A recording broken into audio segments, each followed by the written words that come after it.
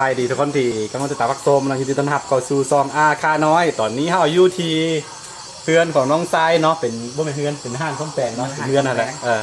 คือเฮาสิมาเฮ็ดอันเมนูมาหยังน้องทรายเมนูอบวะอบตัวอ้นกินเนาะตอนนี้อีพอกำลังเฮ็ดอยู่เฮาสิไปเบิ่งอันนี้คือเป็นห้านส้มแปลงของน้องทรายนะนี่โอเคตอนนี้เฮาสิไปเบิ่งอีพอเฮ็ดตัวอ้นเนาะโอเคได้เจอกันนี่ทุกคนนี่คือตัวอ้นเนาะตัวอ้นสุดยอดเลยกำลังครัวซีเฮ็ดเมนูอย่างนี้พอเฮ็ดเมนูอบเอาวะนี่พอกำลังซีอบตัวอ้นนะ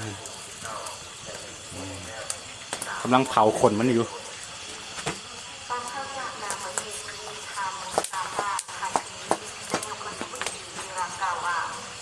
นี่อันนี้เป็นเทศบาลเมืองเด้อนี่เด้อ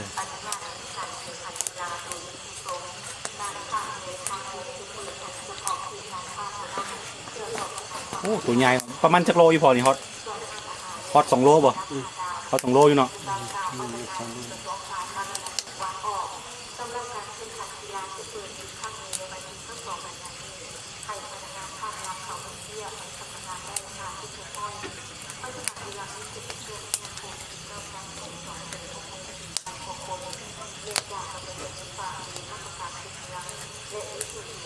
โอ้หากินยากเด้อพี่น้องภาษาลาหูนี่เอิ้นในใดพอตัวนี้ซับพี่ฮะซับพี่ฮะฟาพี่เอาภาษาข้าก็เอิ้นว่าฮูพี่ฟาพี่คล้ายๆกันเนาะต่างกันนิดนึงต้องแบบอันเผาไฟกับตัวนั่นอย่างเอาต้มน้ำร้อนหน่อลวกในตัวใดสบายกว่าพอต้มน้ำร้อนสบายกว่าดี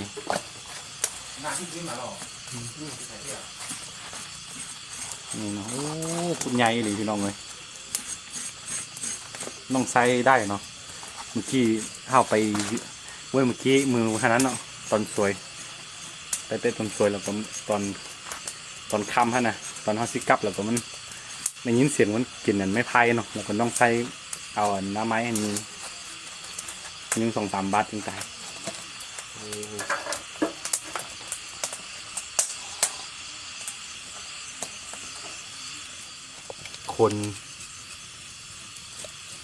คนตัวเม่นนั่นเนี่ยเนาะ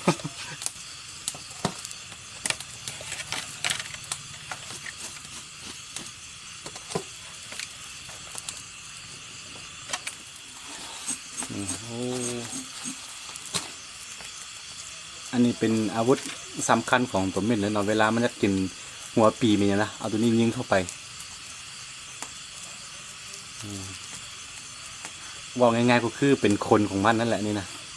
ของตัวเม่นเนาะโอเครอให้พอเผาไฟเผาคนให้มันออกหมดก่อนจึงมาทายอีกทีนึงนี่ตอนนี้พอกำลังคั่วเลยเนาะคือเผาหลังจากที่เผาอันนั้นเนาะพาท้องแล้วก็ซีตัดมันไม่เป็นท่อนอย่างนี้แหละครับซีอันนั้นเอาซีอบเป็นไว้พอซีอบสไตล์ของซาวลาฮูเด้อนี่เด้อ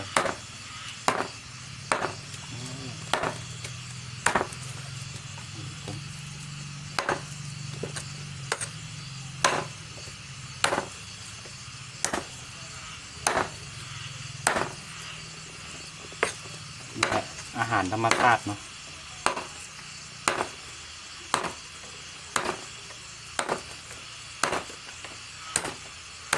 ตัวนี้มันจะออกลูกปีละประมาณ2 ครั้งนี่แหละ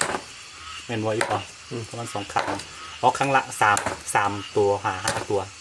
จะส่วนใหญ่ก็จะอยู่ที่3 ตัว4 ตัวเนาะออก2 ครั้งตัวนี้ตัวผู้ตัวนี้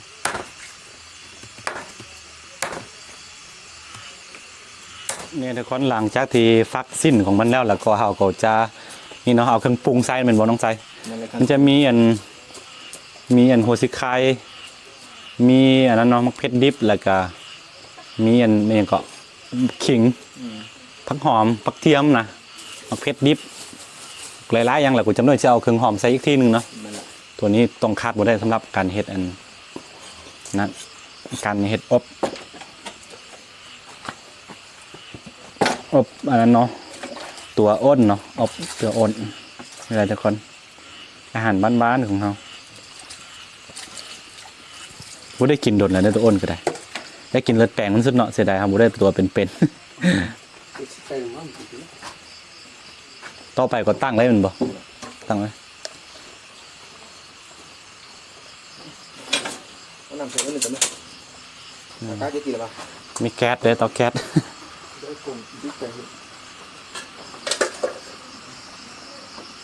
เอาน้ำใส่ที่ต้องเอาน้ำใส่มันบ่นั่นแหละเอาน้ำใส่ได้นึงมันเคียงพอดีนะใส่มาหนึ่งแหละก็สิได้กินโอเคแล้วเจอกันถ่ายถึงประมาณ30 นาทีเนาะเพราะว่าสำหรับเนื้อตัวอ้นเนี่ยมันจะแข็งเนาะต้องใส่เวลาต้มโอเคแล้วเจอกันทุกคน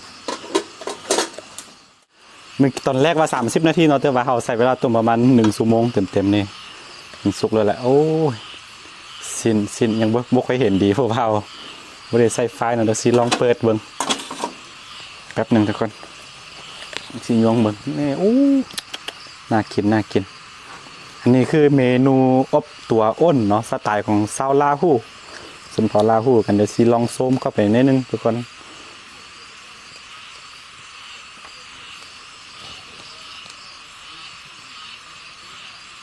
โอ้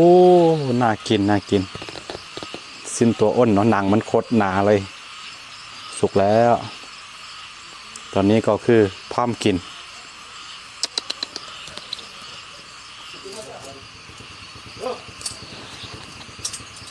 โอ้สุดยอดทุกคนตอนนี้มันก็สุกแล้วนะสิให้น้องไซเป็นผู้ซิมก่อนเป็นไงโอ้โคตรเลยโคตรอันนั้นเลยมันหนุ่มอ่อนป้าแซ่บจ้ะเนี่ยโอ้อันนี้สีมือของอีพอเนี่ยอีพอลองซิมบ้างเลยพอกินกับข้าวเหนียวข้าวกันดีโอ้ให้อีพอซิมกันเป็นได้พอ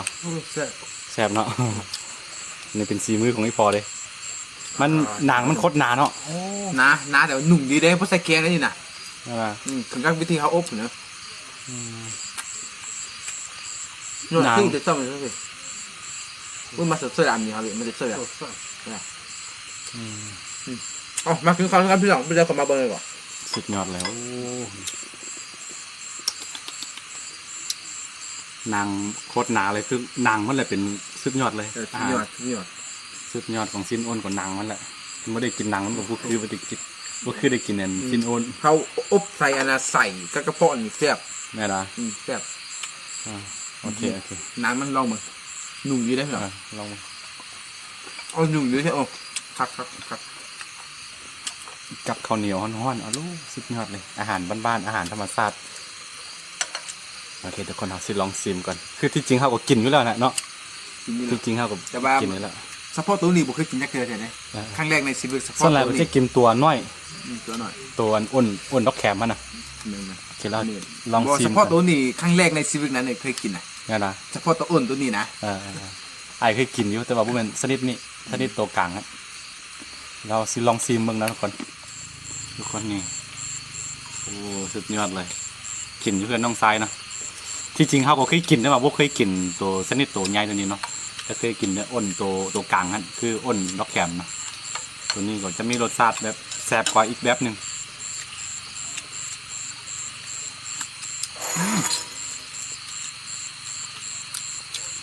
ยอดจะได้กินรสชาติของอันหัวคาหั่นเนาะคาแล้วก็หัวซิไข่บวกกับขิงเนี่ยทุกห้องต่างสุดยอดเลย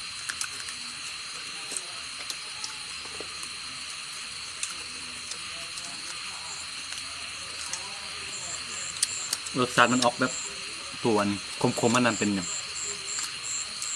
ออกคมนิดนึงครับจังหวะมือกับพวกเขาใส่มันเนาะใส่มัน ทุกคนหนังมันบวกกับสิ้นมันโอ้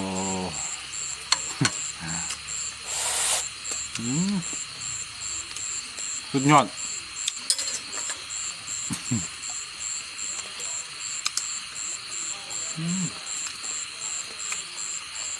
สุดๆเลย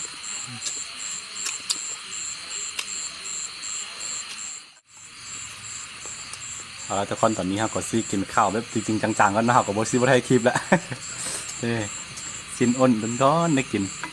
คือที่จริงขั้นแบบตัวมันบ่ตายเนาะมาเห็ดเลือดแปลงนี่สุดยอดเลยกับบนซีมันซีอันสำหรับเลือดแปลงอ่อนดำมันซีโบเมียนคนก็ทบเป็นอย่างต่อห่างไก่มันได้มันเป็นยา เขาจะเอาไปดองเหล่า นั่นแหละมันบ่มีเลือดของตัวอ้นน่ะมันบ่มีอันส่วนไหลบ่เคยมีพยาธิเอาง่ายๆซะกินได้สบายโอเคสำหรับคลิปนี้ซีมีประมาณนี้เนาะกันผู้ใดมักแล้วก็อย่าลืมกดไลค์กดติดตามซองอาค่าน้อยแล้วก็อย่าลืมเข้าไปกดติดตามซองของ AB กัมพาลาหูด้วยเนาะเดี๋ยวติดตามเรื่องราววิถีชีวิตเป็นอย่างของอันนั้นเนาะสุดของลาหูแดสุดของอาคาแดปนกันไปทุกคน ไม่ละ แล้วเจอกันใหม่ในคลิปหน้าสำหรับคลิปนี้สบายดี